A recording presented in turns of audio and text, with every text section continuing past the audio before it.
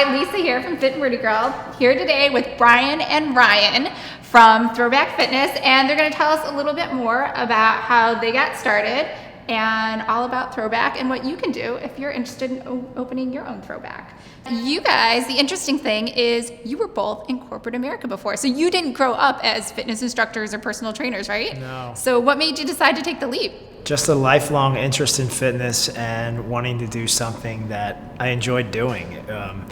I felt almost like a prisoner sitting at a desk for 10 to 12 hours a day doing something that didn't motivate me that much. I had a passion for fitness that I shared with Ryan, and it was just something that we would look forward to do as opposed to our old desk jobs. So no regrets? You don't dress up in a suit sometimes and come here? I actually wore a suit last week and didn't miss it at all. Don't miss the cube either? You don't miss that one up in the corner? Not at all. Why don't you tell us about the location? So we're here at 31st and 5th. Very great central location, right? Bunch of people, offices in Midtown. Was that kind of what you were thinking, or how did this come about right here? It was an area that was kind of shown to us by a broker, and it was an area that wasn't very heavily populated by fitness concepts yet. It's very, very central location. There's a lot of subway stops here. Another thing that's great about the location is there's a lot of companies in the area, and one thing we do is a lot of corporate outings and team building events. So companies will bring their teams here, have a workout, kind of get to know each other a little bit better. So how much research did you guys do before you took the plunge? Because you really made a huge lifestyle change, right? You have a steady paycheck, you're wearing a suit, you're going downtown. What sort of preparation and thinking did you guys do before you just cut the cord? Well, we didn't all of a sudden just have this idea and quit our job. We had the idea, but it was kind of a loose idea, and we had some trial classes with friends and family. And based on their feedback, we kind of altered what the product was to create something that everyone really enjoyed. And we were at a temporary space for a few months, and then once we outgrew that space, we signed a lease here and just kind of took things really slowly in steps and really listened to our customers to create a product that we think has mass appeal. So from beginning to when the doors first opened, how long was that, like 2 days, 2 months, 2 years? It was months probably. Okay. We created like a business plan, and we did some market research. We sent surveys out to a bunch of our friends to kind of get their feedback on what they thought of the original idea. And I think it was probably a few months until we started our test phase, and then we went through a few months of that. And then have continued to alter the product since.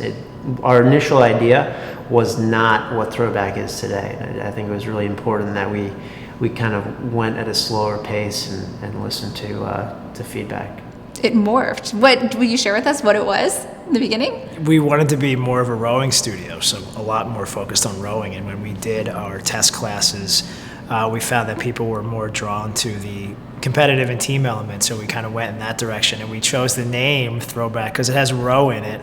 But after we wanted to kind of pivot away from that, we actually still liked the name, and we thought, hey, we could make it feel like recess or gym class, and that's kind of the direction we went after we kind of did our research and took into account all of the customer feedback that we got. Good. Yeah, I know a big part from you when I took the class, it was nice that we just stopped and we just introduced ourselves, right? Yeah. And you had that fun question, like, what roller coaster? Like, I don't know, right? and you got to meet up with people, and there was a lot of teamwork and high-fiving, and was that intentional, or is that just kind of naturally happened? It's very intentional. There are a lot of workouts and classes. You could probably sneak in and not talk to a single person, but it's exactly nearly impossible to get in here and not interact with somebody during this workout. So that's definitely intentional, and it helps build a community. It helps people form friendships, and people get to know the people that are in here the classes at the same time. And we think that helps to kind of loosen the atmosphere. It makes it a little more lighthearted, less intimidating, and more welcoming for new people to come in. Great. And so have you seen people, do you guys hang out a lot, or see people going off together and coming back to class together that maybe weren't hanging out before or were strangers? Yeah, previously? we've had people that have become friends from coming into class all the time. We've even had a few people that started to date when they met in class. You can find love here at Throwback Fitness. That should be your #1 selling point, right? So what advice would you guys give yourselves if you could go back and do it all over again? I would say just to start doing. You have an idea, start taking steps to make it happen. We spent, we come from a banking background, so we're very analytical and all into like creating documents and that kind of stuff. And we did that, and we kind of fiddled around with a business plan for probably 4 or 5 months, where we could have just went in and like bought some equipment and started hosting classes. I mean, not that we lost much time fiddling with a business plan, but there was definitely some things we could have done or cut out of the planning process. It's more of a just start acting approach instead of spending a lot of time planning. So I think that would be one thing. I think people have a tendency to want to have a perfect idea or product before they introduce it to people, and the reality is that your first stage of the product is not going to be perfect. You want to get it out into the marketplace and start experimenting with ideas as fast as you can, get feedback as fast as you can, and change your product as fast as you can. Yeah, I think that's great advice, because so many people get analysis paralysis, right, in anything, and sometimes they just never even go after their dreams, because you could have kept researching this for like another year, right? Yeah. Trying to make it perfect. Yep. And then you actually learned more, though, when you said you did the testing and started Learned a interacting ton. with people, right? Learned a ton, yeah. That you could have never found Yeah. out if you just kept researching and Googling, right? All right, last question. So for everyone starting out there, it's kind of big and it's kind of scary, right? Because you guys you own this business, you're on the hook for a commercial real estate lease, right? So what kind of things financially should people start thinking about before they just take the plunge, like you said?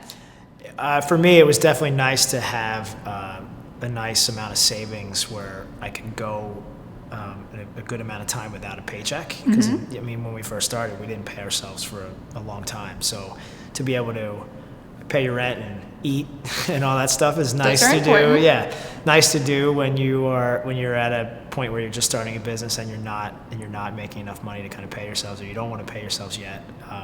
So that would be one piece of advice I would have, and just be ready to kind of live a different lifestyle. I mean, when the comfort of a steady paycheck is kind of gone, but the excitement that comes with the lows and highs of running your own business and knowing that you're building something that you love to do greatly overshadows the comfort from the paycheck every 2 weeks. Awesome. All right, well, thanks, guys. Thank you.